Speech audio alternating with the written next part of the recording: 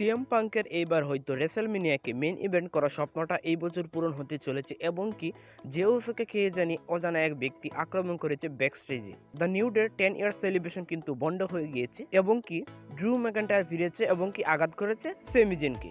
তো চলুন আজকের ভিডিওটি শুরু করা যাক এবং আজকের ভিডিওতে আমি 4টি টপিক নিয়ে আলোচনা করব, যে 4টি টপিকের ইন্ট্রো আমি ভিডিও শুরুতেই দিয়েছি।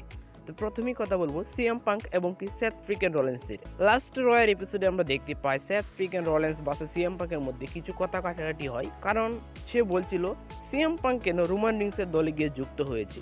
তো এই বিষয়টাকে সেথ রলিন্স কিন্তু কোনোভাবে মানতে চাচ্ছিল না যে সিএম পাঙ্ক কেন রোমান রিংসের টিমে যুক্ত হয়েছে। তো সিএম পাঙ্ক বলে, আমি রোমান রিংসের টিমে যুক্ত হইনি, আমি শুধু এসেছি আমার ওয়েস্টম্যান মানে আমার বন্ধু পল হেমেনের জন্য। আমি এসেছি পল হেমেনের বদলা নেওয়ার জন্য। সোলোসিকার বিরুদ্ধে আমি এই ম্যাচটি খেলার জন্য রাজি হয়েছি।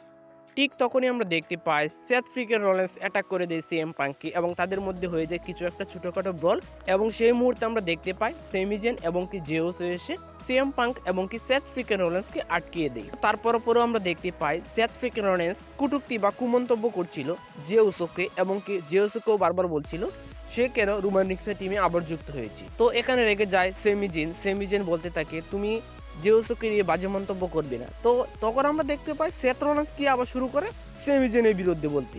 তো তখন তাদের মধ্যে একটু ছোটখাটো ফেস অফ হয়ে যায় এবং কি আজকে মেইন ইভেন্টে হয়ে যায় সেথ ফ্রিকেন রলিন্স ভার্সেস সেমি জেনের মধ্যে একটি সিঙ্গেল ম্যাচ। তো মেইন ইভেন্টে ম্যাচটি চলার আগ মুহূর্তে আমরা কিছুক্ষণ আগে দেখতে পাই জেউসোকে কে বা কারা যেন ব্যাকস্টেজে আক্রমণ করে, জেউসো কিন্তু নিজেও জানে না। তবে এই বিষয়টিকে নিয়ে আমরা হয়তো পরবর্তী এপিসোডে দেখতে পাবো যে জেউসোকে কে আক্রমণ করেছিল। সেথ ফ্রিকেন রলিন্স ভার্সেস সেমি জেনের মধ্যে ম্যাচটি অফিসিয়ালি শুরু হয়ে যায় মেইন ইভেন্টে। তো মেইন ইভেন্টে ম্যাচটি শুরু হওয়ার পর আমরা দেখতে পাই অনেক ভালো ম্যাচ খেলছিল, যেহেতু একদিকে রয়েছে সেমি জেন এবং কি সেথ ফ্রিকেন রলিন্স।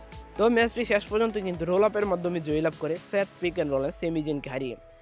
ঠিক তখনই আমরা দেখতে পাই হুডি পরা একটি লোক চলে আসে রিংয়ের মধ্যে এবং কি অ্যাটাক করে দেয়, মানে ক্লেমোর কিক মেরে দেয় সেমি জেনকে। তারপরে আমরা দেখতে পাই সেটা আর কেউ না, সে আমাদের সবার প্রিয় ড্রু ম্যাকইন্টায়ার। মানে আমরা ড্রু ম্যাকইন্টায়ারকে লাস্ট দেখেছিলাম ব্ল্যাড বার্ডে, তারপর প্রায় মোটামুটি 2 মাস পর সে ব্যাক করেছে WWE-তে। তো এখন ড্রু ম্যাকইন্টায়ারের স্টোরিটা হয়তো সেমি জেনের বিরুদ্ধে বা সেমি জেনের সঙ্গে শুরু হতে চলেছে। তো দেখা যাক ড্রু ম্যাকইন্টায়ার আরও একটি ভালো স্টোরি আমরা দেখতে চলেছি হয়তো রেসেলমেনিয়া আগে। তো যাই হোক, ভালোই ছিল ড্রু ম্যাকইন্টায়ার আজকে রিটার্ন করেছে, তাতে আমরা রেসলিং ফ্যানরা কিন্তু অনেক খুশি। এবং সর্বশেষ আজকে আলোচনা করব দ্য নিউ ডের 10 ইয়ার সেলিব্রেশনটি কিন্তু বন্ধ হয়ে গিয়েছে। আমরা হয়তো ভেবেছিলাম যে এই 10 ইয়ার সেলিব্রেশনে হয়তো কফি কিংস্টন এবং কি জেভিয়ার রুডের মধ্যে ব্রেকআপ হয়ে যাবে, কিন্তু না, আমরা এখন দেখতে পাচ্ছি বিগি চলে এসেছে দ্য নিউ ডের। মানে আমরা দ্য নিউ ডে বলতে আমরা চিনি Biggie, Xavier Rudd, Coffee Kingston. তো বিগিকে ছাড়া 10 ইয়ার সেলিব্রেশন তো ভাবাই যায় না। তো সেখানে আমরা দেখতে পাই বিগিকে। তো বিগি আসতেই বিগি বলতে থাকে যে আমি তো এতদিন যাবৎ ইনজুরিতে ছিলাম, আমি তো কবে ম্যাচ খেলতে শুরু করি তার কোনো ঠিক নেই, তো আমি আর আগ পর্যন্ত তোমাদের ম্যানেজার হিসেবে কাজ করতে চাই। কিন্তু জেভিয়ার রুড এবং কি কফি কিংস্টন বিগিকে তো ভুল বুঝতে থাকে।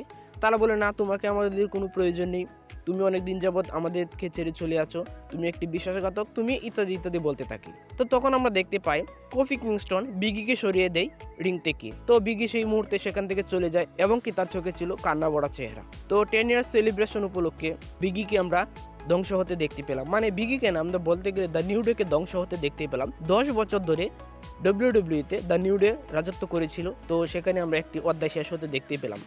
তো আজকের ভিডিও এই পর্যন্তই। আমাদের চ্যানেলে নতুন হয়ে থাকলে অবশ্যই লাইক, কমেন্ট এবং সাবস্ক্রাইব করে পাশে থাকবেন। ধন্যবাদ সবাইকে।